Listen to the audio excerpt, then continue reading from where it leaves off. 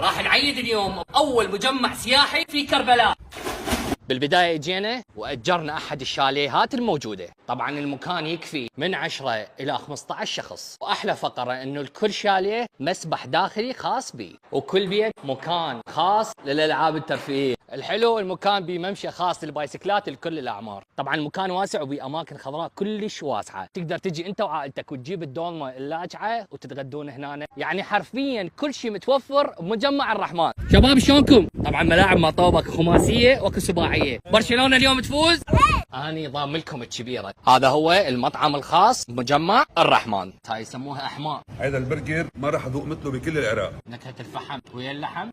طبعا عشاق الشرقي مكانكم محفوظ، يا جماعة الكباب وجماعة التكة مكانكم هنا. اول شيء نمطرها بالليمون، قرب لي على لقمة الصياد. باختصار منتجع الرحمن مهتمين بالجودة من كل النواحي، ويعتبر واحد